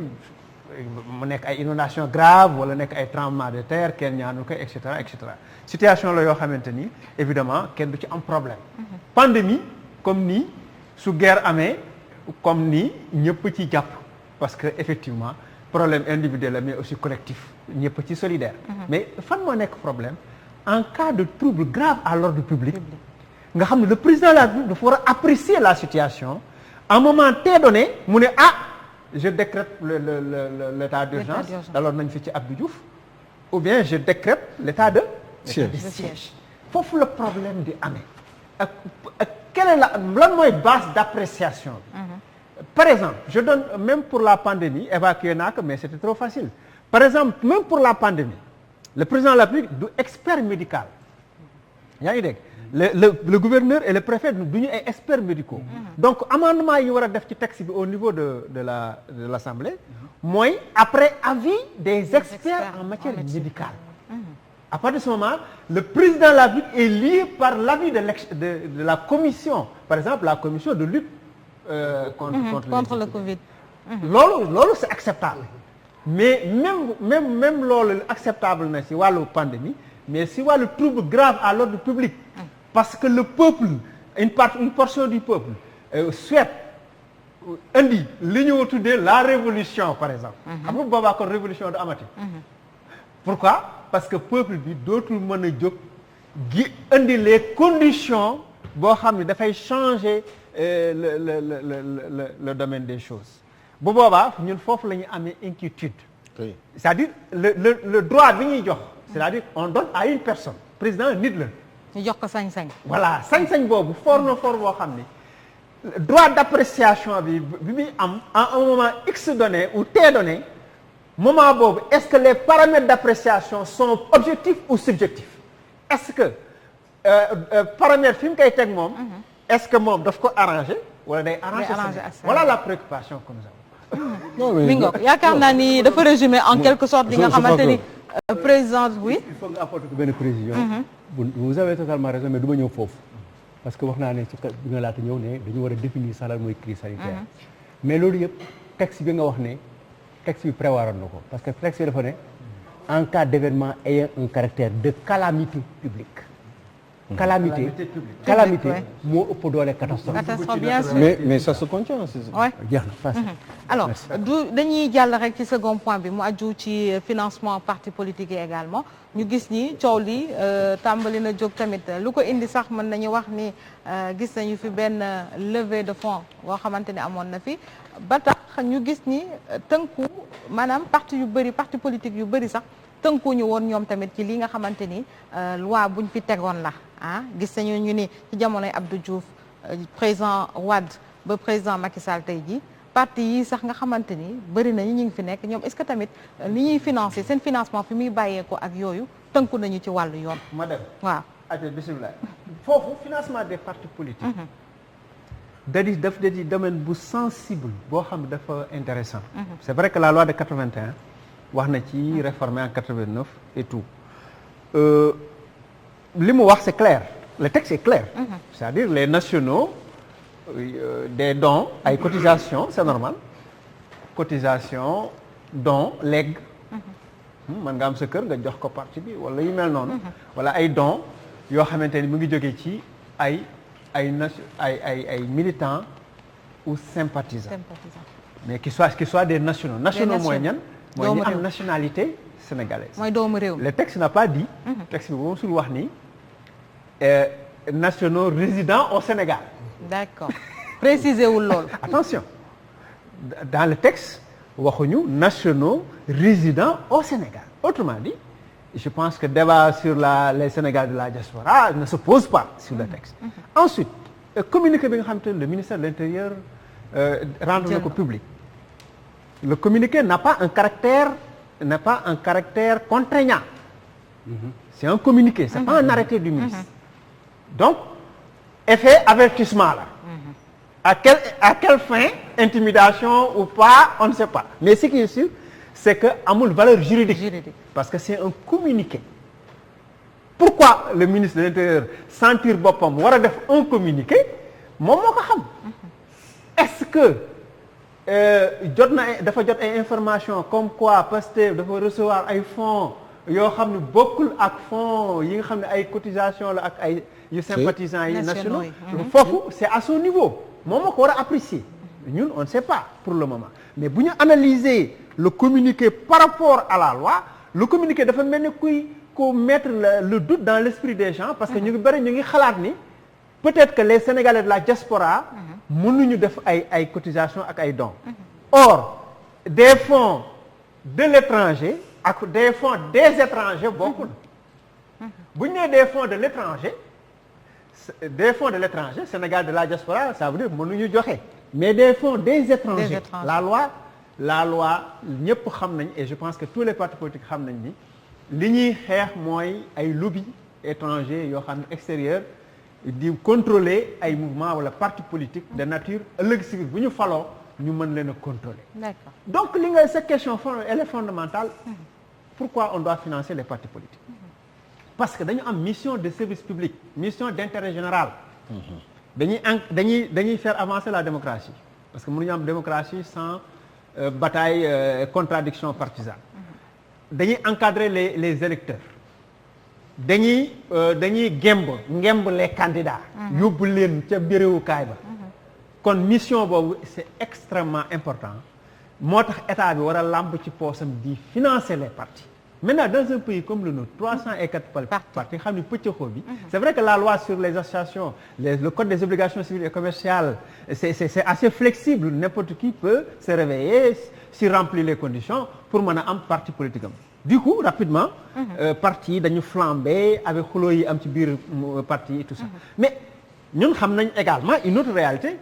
que mooy cotisation yi c'est un peu parti yi def cotisation bariwul ñaari leader bi mooy tibb ci poosam di ci def te kenn du lijjanti fu mu ko jëlee bariwul ku ko musa lijjanti donc l'État ne finance pas comme ni muy financer la presse privée parce que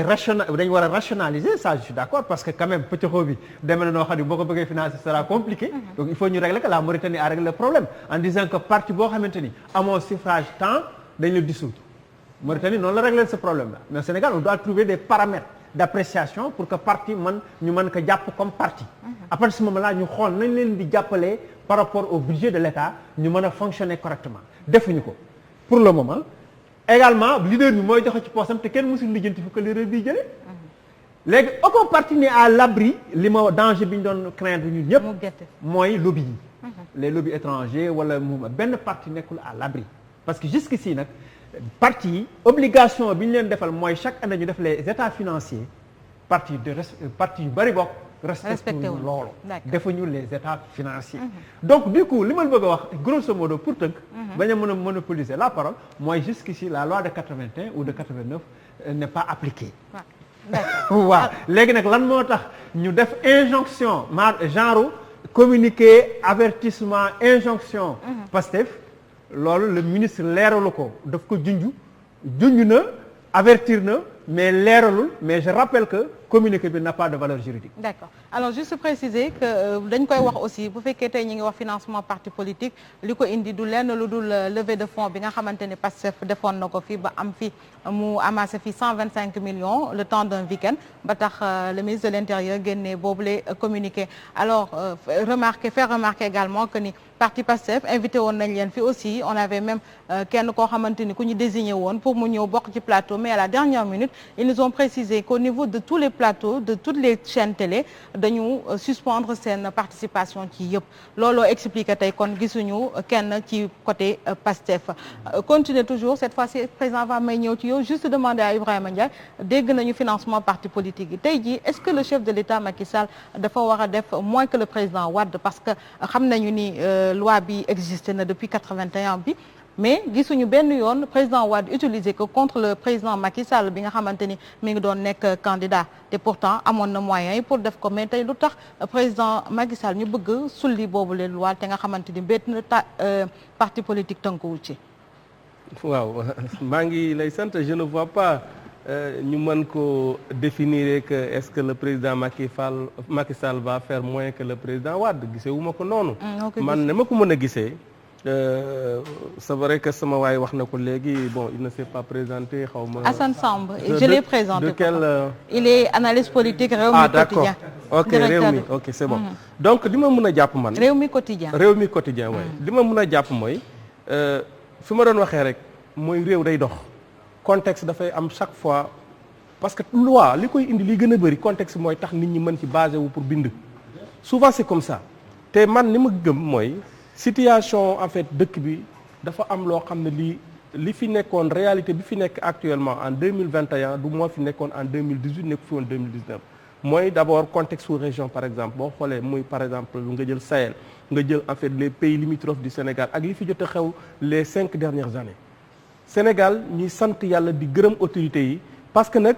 am na fi ay événements yu bëri yu fi jaar yoo xam ne yi am na ci yu feeñ am na yoo xam ne yi feeñuñu dem nañu ba peut-être jàpp fi ay nit jugé leen am ay sénégalais yoo xam ne ñi ngi nekkoon ci Al-Qaïda di fa entraîner su demee ba autorités yi jël ay dispositions ba démanteler système yu mel noonu ñu dem ba benn moment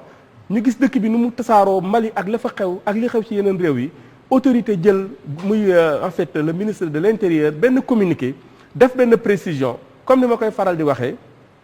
président Macky Sall bi muy dem c'est vrai en 2018 2007 2008 2009 ba 2010 c'est vrai on avait quand même une participation de la diaspora des Sénégalais yuy cotiser mais de manière un peu peut-être c'était même transparent parce que lépp dañ ko publier woon war a nekk par exemple monsieur X joxe na 10 000 kay joxe na 50 000 ainsi de suite parce que aussi loolu dafa c'est réglementé dañu ne par exemple texte boobu muy wax noonu 81 ak 89 bi dafa ne c'est-à-dire une personne physique il peut donner jusqu'à 1 million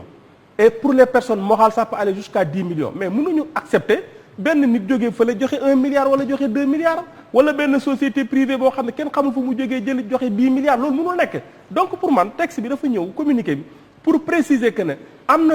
parti politique ni mu war a doxee ñun ñëpp dañu war a tënku ci loolu te man jàpp naa ne que communiqué bi mu génnee coow li mu jur sax jar na quoi parce que dina tax peut-être population yi xam exactement lan moo tax ministre de l'Intérieur génne ko moom information yi mu am man awma ko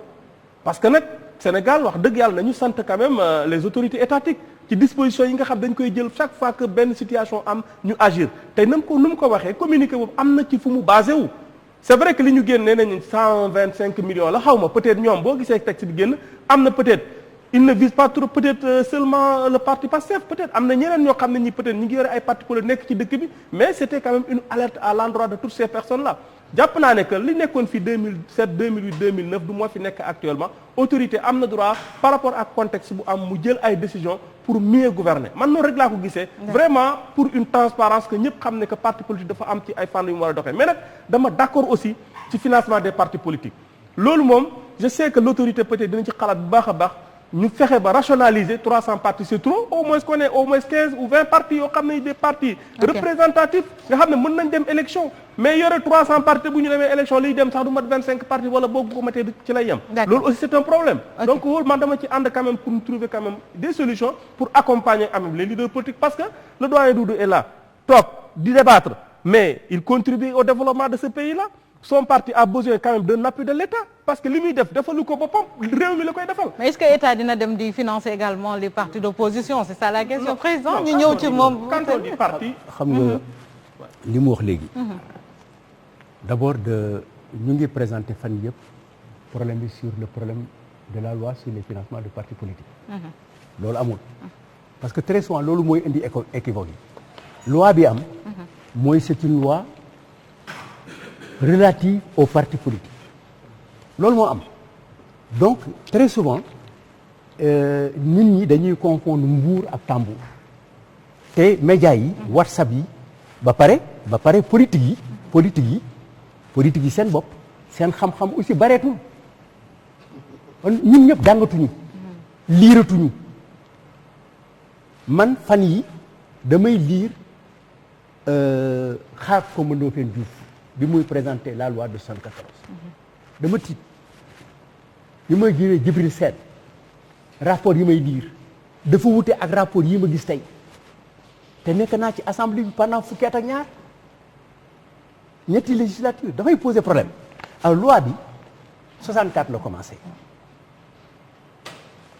pourquoi ñu wax financement parti politique parce que daf ci am évolution boo xam ne bi il faut ñu jàpp ko 1960 dañuy génn rek 62 ñu dem ci situation bi nga xam ne sax politique bi nga xam ne moo tax la bi ngay nekkatul maire plein Senghor war a asseoir son autorité li nga wax dëgg la les lois ont toujours des consonances politiques mu war a asseoir dëggam ñi fi amoon parti dañ leen génne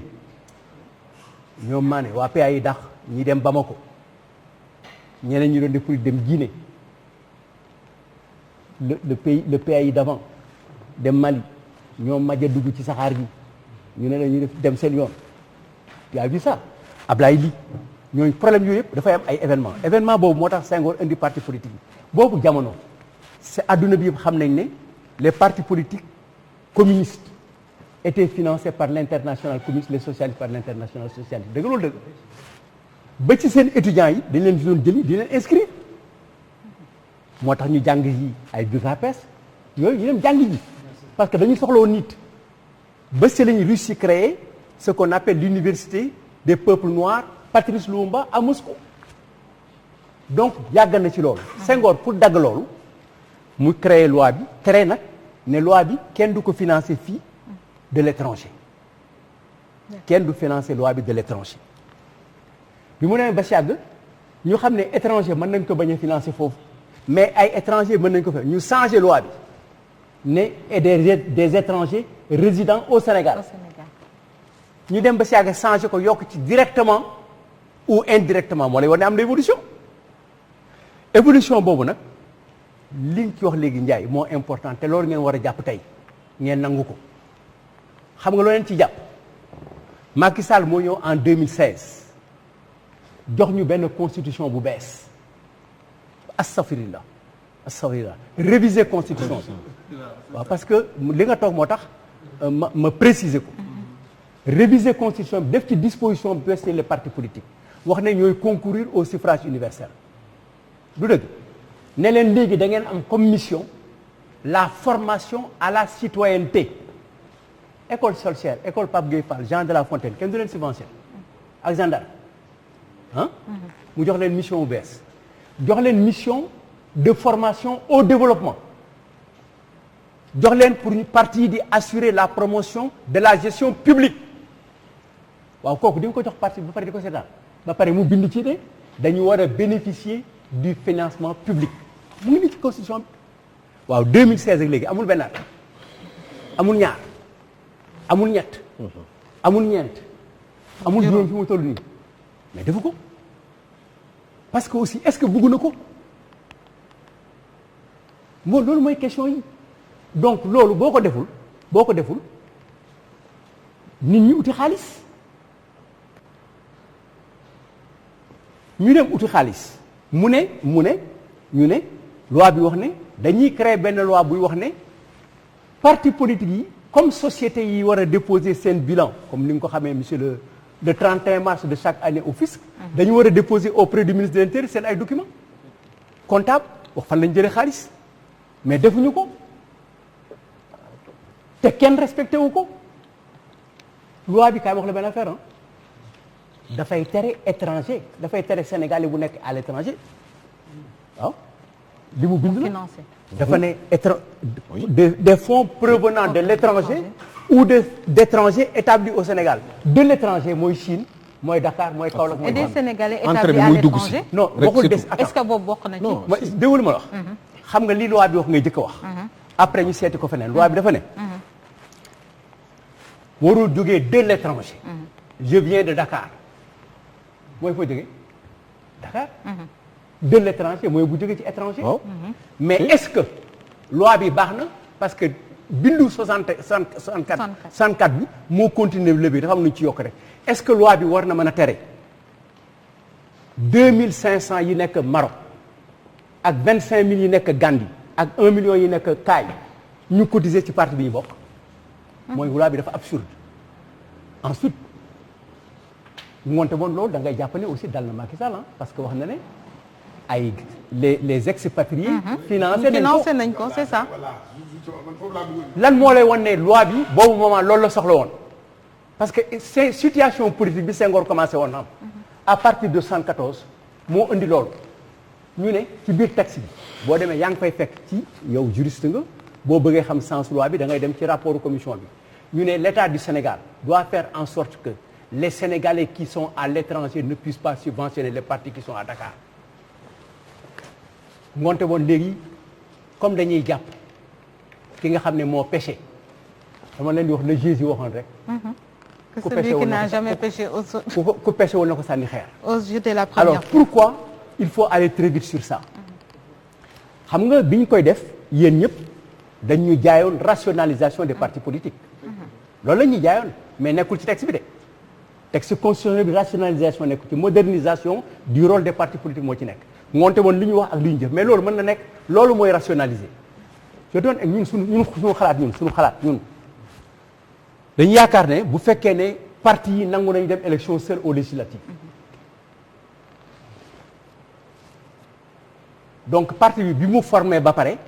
organiser ay séminaire ñu gis ay militants ñu formé leen qui chargé de ça ñëw di ko fekkee bu boobaa ñu war ko mën a subventionner du benn mais ñaareel bi mooy bu fekkee ne parti bi comme moo war a concourir à l'expression du suffrage parti pour dem élection la bu demee élection ñu subventionné ko ci li mu dem élection donc ki formé dem élection du tolloo ak ki formé wu ki demul élection te formé ki formé wu moom du am dara mais ñu ne après bu fekkee ne da nga dem élection ñun ñaar yow nga am 20 députés ki am 30 ki am 40 ki am 10 ki am 5 ki am 0 mais yow war nga am 4 fois que kii donc ñu subventionné leen ci turu député yi ñu am bu boobaa nag assemblée nationale mën na am ay forces yu claires ñu ne yow 40 nga kii 20 la kii 10 la waaye yéen ñeent am ngeen 60 boole ngeen bu ko defee ngeen mën a am une direction politique boo xam ne bii c'est convenable mu nekk une coalition légitime après que peuple bi ci fawam séparé dañu donc financement parti politique yi li tax nag kenn du ko def ça aussi il faut qu'on comprenne il faut que ñu comprendre lu ko du tax kenn du ko def et ki ko mën a def tey mooy Macky Sall. attends lu tax duñ ko mën a def on va faire parce que juste très bien lu tax ñu bari duñ ko mën def mooy toujours les difficultés il faut les laisser aux autres l'art de ne rien faire comme man maa ngi fi mën nañu wax pour ça Senghor dafa ko woon et la question est légitime pourquoi Abdoulaye dafa ko woon pourquoi Abdou Diouf dafa ko woon et c'est légitime parce que yàgg na fi financement des partis on a yàgg nañ ko demandé mais dem nañu ba def ay propositions laa joxal ko mu ngi ci loxo Macky Sall pourquoi moom defu ko ñun defuñu ko keneen def ko parce que à chaque fois da ngay wax ne man mën naa am lu nit ñi amul voilà waaw am naa caisse noire am naa fonds politique am naa suma directeurs yi les directeurs d'agence woo leen ne leen bu ma ñàkkee élection yi dama leen di dàq gars yi cotisé indil la mais du continuer c'est pour cette raison ñun ñoo war a xam ñun ñoo war a am comme li nga wax léegi nga ne c'est en fonction de tes capacités universitaires et techniques et managériales lañ la war a apprécier mais pas sa apport politique loolu ñun comme ñun xam nañ ko comme xam nga ko xam naa ko nañu ko xeex il faut ñun ñu xeex ne li bonoon mën nañ ko dindi mais fi mu nekk nii ku ñëw it ñu bari dinañ ko wax mais bu ñëwee li ñu war a def te financer parti politique moo ñuy noppal xam lu tax bu ñu ko defoon pendant 5 ans rek ñaari élection jàllee on partira de 315 partis à 20 partis. ok alors coach nga ñëw après Alioune Sow avant ñuy conclure parce que ñu ngi ci fin émission. déglu naa la comme que parce que indi nga jeunesse bi dégg nga ñëw nga ba Senghor ba ñëw ba léegi après Senghor y a eu Abdou Diouf ñuy wax financement parti politique di wax question bi di ñëw ci table bi ñu ñëw ba ci ki nga xam ne moom mooy Macky Sall ba ñëw ba tey waaw lan moo tax ba fu mu nekk question boobu réglé wuñu ko bu yàgg. ba léegi ñu bëgg ba léegi ñu bëgg a ñëw waa xaaral attends ñu ñëw ba léegi léegi ñëw teg ko ci table bi xam nga moom mooy man li ma doon wax rek. sànq xamul tax ñu teg ko ci table bi. waaw wax naa la ne bu fekkee ne bu ñu ne waa ji dafa bàkkaar. waaw comme ñëpp bàkkaar dañuy faj ñëpp mais bu dañ ko indexé ndax liñ ko indexé yoon la wala du yoon kooku wax naa la ko. financement parti dañ koy tere mais dama ne comme téeméeri ni def nañ ko te am na koo xam ne kii nee na man def naa ko man. l'aveu est la meilleure des preuves. président moo ne man def naa ko. moonte président bu fekkoon ne li muy woote nekk ci moom. day jàpp boppam force yóbbu boppam devant le juge d'instruction. condamné boppam bari soog a condamné Sonko. mais il faut que ñu arriver xam ne mënuñu financer surtout que c'est pas dangereux pour les étrangers li ma lay wax nii. le financement par les étrangers n'est pas grave. ce qui est plus grave mooy li ngeen fi discuter démb fii seen plateau ak Mame Matar Gueye. c'est parce que y a des lobbies plus forts que les États. c'est vrai parce que ñoo diriger État yi. dëgg la dafa am ay lobby juif ay lobby LGBT ay lobby nangam ñooñu ñooy diriger État yi. ñooñuy diriger État yi ñooy ñëw dugal xaalis ci suñu biir am na ay lois yoo xam ne fii am na Assemblée nationale fii sur l'excision 2 problèmes moo fa moom dañuy xëy suba bi ñuy ñëw. ñu fekk sëñ Mountaga bind benn papier pour joxe position sur l'excision. Serigne Mountaga sur l'excision. En tant que musulman en tant que tukulóor tout ça. après amoon na ay ONG yoo xam ne nekk de ñëw nañu Sénégal ñëw nañu ci biir assemblée bi ils ont même vu des députés de l'opposition et de notre groupe sur cette question après dañ ko xam donc aujourd'hui le financement des partis politiques dañ ko war a contrôler ba xam fan lay jógee xaalis léegi fu mu jëm ci réew dañ koy seet même les fonds politiques président am na ci droit soxla na ko war na ko am mais destination bi il faut ñu seet ko. D'accord. loolu mooy avancée démocratique. Avant on va conclure avec après Assane. loolu mooy juste rek dans le même sillage. loolu mën na nekk dans un pays comme la France où c'est le Premier ministre qui détient les fonds politiques loolu mën na nekk mais en même temps c'est le Premier ministre qui conduit et détermine la politique de la nation en France mais fii celui qui tient les fonds politiques et qui conduit et détermine la politique de la nation et qui est le président de la République n'est pas responsable devant le Parlement loolu mooy différence bi entre foofu ak France au-delà de ça en France bu ñu tegee loolu ba pare à la fin de l'année le président français ne tient pas les fonds politiques à la fin de l'année bu ñu jeexalee exercice bi dañuy xool ñaata avant Assemblée nationale di ko voter laat dañuy xool ñaata la dépense ci fonds politique bi fi mu ko dugal ce n'est pas important parce que mën na doon pour des raisons de secret ou yooyu yu demee noonu mais dinañ xam ñaata la bu ñu defeatee seen évaluation xool ñaata lañ koy yokkalaat wala est-ce que li ci des doy na pour mu continuer waat l'année suivante loolu moo xew mais celui qui le tient lui il est responsable devant le Parlement alors que fii celui qui le tient il n'est pas responsable devant le Parlement bi mënu ko contrôler loolu mooy différence bi ko foofu bu fekkee ne dana nañ fa am ay évolution ba pare jël le président de la commission des finances à l'Assemblée nationale toujours yoon constitution mu wax ko mu ne yoon ne président commission des finances toujours ci opposition bi lañ koy jëlee loolu dina oui mooy président commission finance toujours ci opposition bi lay jëlee lay nekk du nekk ci majorité bi loolu bu ñu ko defoon dina gën a ndax gën a mën a tax Assemblée nationale aussi xam nga président commission des finances bu nekkee opposition majorité bi du ñu ñeme def lu leen neex parce que il a toujours le dernier mot ou le dernier regard ou le dernier œil loolu c'était pour compléter monsieur Wade beneen mooy sur le financement des partis politiques man musuma fàttaliku laajte wala ma gis wala ñu wan ma budul benn yoon un parti politique à la fin de l'année mu dem déposer ses états financiers benn parti laa gis mu def ko ci ñi ma surveiller yëpp parce que je fais mes investigations parce que sama liggéey la benn parti laa gis mu def ko muy Pastef non am naa ko man. mu def état déposé financier nañ ko mu déposé non 2018 ak 2019 2018 ak 2019 man li ma gis laay wax. 2018 ak 2019 ils ont déposé ñoom waa Pastef seen état financier. Au ministère de l'Intérieur avec cachet à l'arrivée. mais état financier ñoom waruñ ko déposer ministre de l'Intérieur c'est pas l'endroit. non dama lay wax non dafa ndànk rek man xam nga yooyu ay détails la. on n'a pas beaucoup de temps l'essentiel mooy déposer nañ ko ci structure officielle. non il faut pas qu'on perde du temps parce que le 31 janvier bu werante loolu. non loolu et puis c'est un détail sax c'est une structure officielle maintenant après mën nañ ko déplacer yóbbu ko feneen parce que mais en tout cas am na cachet bi ministère de l'Intérieur léegi man musuma gis beneen parti politique bu ko def xam nga cotisation au Sénégal pour un parti politique du loolu moo koy tax mu gagner une élection présidentielle wala ñu jël nguur ce n'est pas possible bu ñu nekkee fii il faut ñu wax dëgg sénégalais yi mooy ñu leen parti politique pour mu arriver au pouvoir il faut que ñu am doole jàppale ko mooy lobby yi ñuy wax fii lobby borom alal yi lobby financier yi lobby LGBT tout ce que vous voulez waaye en tout cas ñoom il faut ñu teg ci seen loxo waaye ñoom pour ñu teg ci seen loxo il faut que ñu am ay intérêt xam nga je le disais l'autre jour quelqu'un comme Tullow Oil n'a pas les mêmes intérêts que Total Tullow Oil n'a pas les mêmes intérêts que British Petroleum wala Cosmos Tullow Oil tey jii nii fu ñu toll nii bu doon sagoom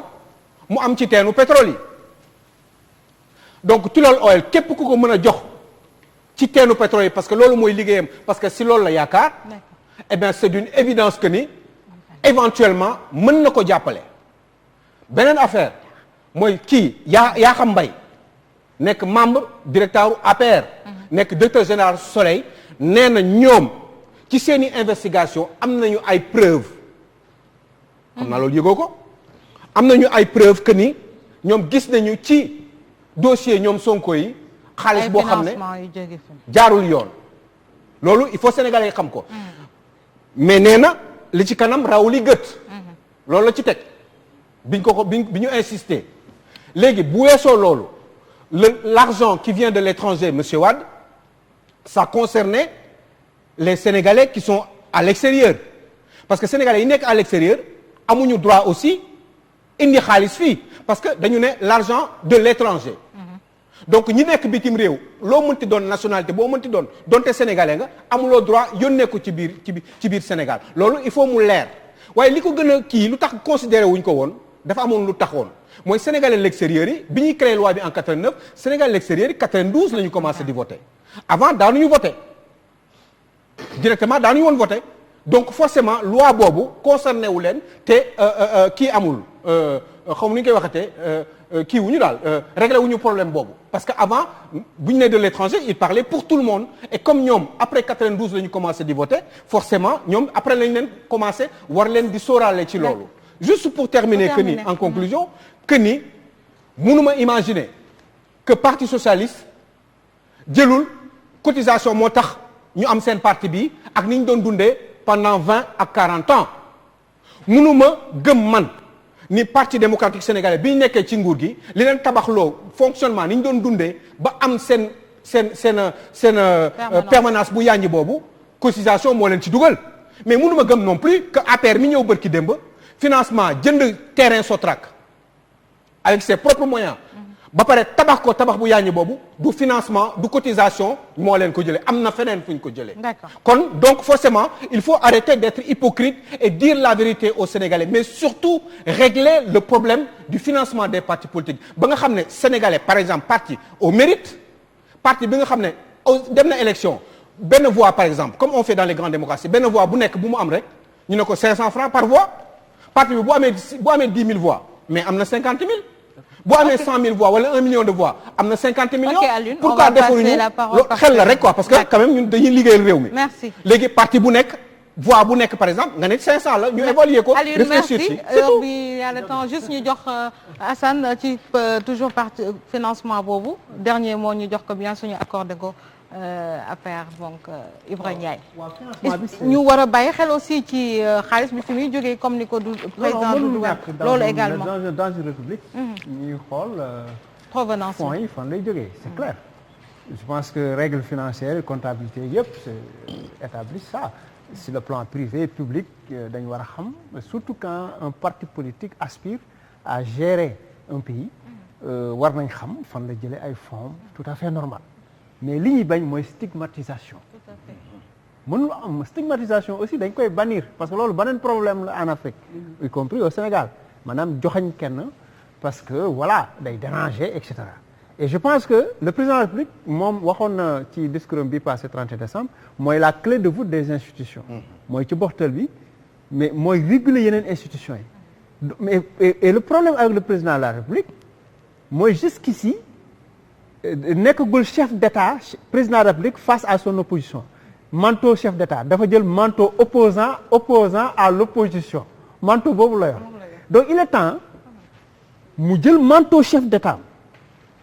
xam ne opposition bi dañoo am mission de service public dañoo am njariñ ci réew mi mu xool également nan lay def pour même jàppale opposition bi donte par du ko arranger mais moom du xool intérêt personnel am wala intérêt de son groupe mais intérêt de la nation beneen bi mooy mu également mu am la même vision par rapport à l'interprétation des textes des lois et par rapport également au fonctionnement des institutions maanaam nga xool l'intérêt supérieur de la nation et non pas l'intérieur du moment d'un groupe parce que intérêt boobu day jàll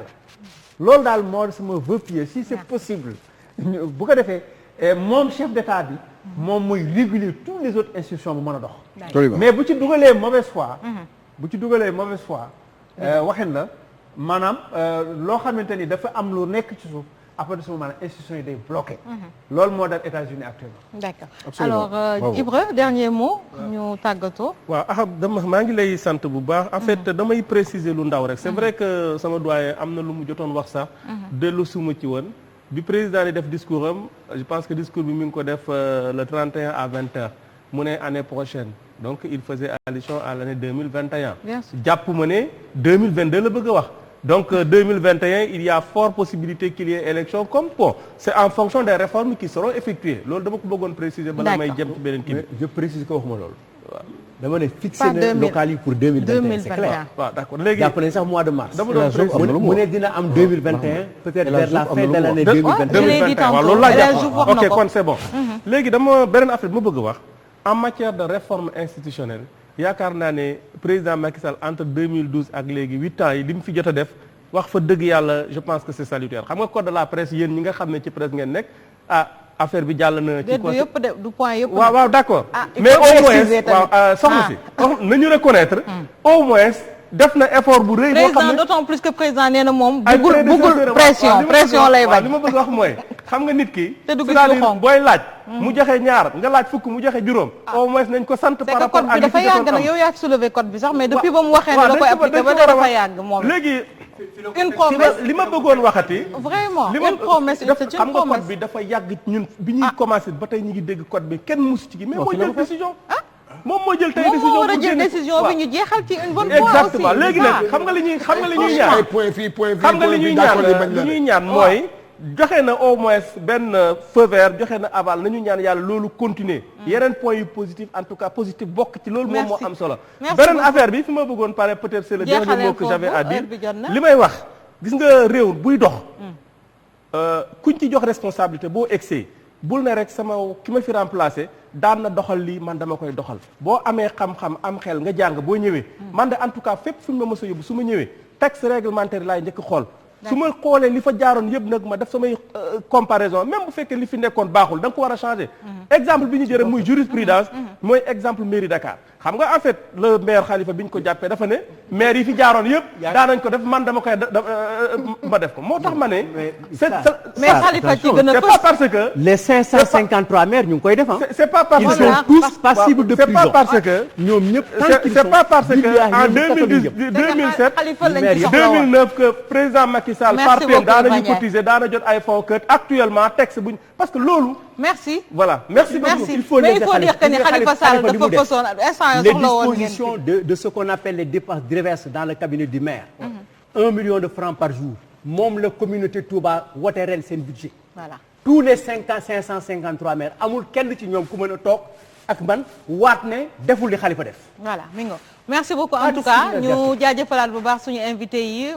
honorable président Doudou Wade bu PDS jaajëfal également Ibra Ndiaye bu directoire APR jaajëfal Assane Samb moom tamit vraiment invitation bi def na tout ba ñëw bokk ci fekkee waxtaan gi am na solo Assane ñu lay remercier encore une fois ci sa disponibilité et nos chroniqueurs Alioune Sow Cheikh Tidiane Gomis ñu joxante rendez-vous vendredi prochain s'il plaît à Allah subhanahu wa taala jaajëfal équipe technique bi yëpp Serigne Alioune Keita jaajëfal sëñ Saliou Bey Babacar Diouf Amdi Sidi Bey Mbalo Ousseynou Sall jaajëfal ñëpp bàyyi leen ngeen continuer ak li ci dëkk bi ak Mass Mboup à vendredi inchallah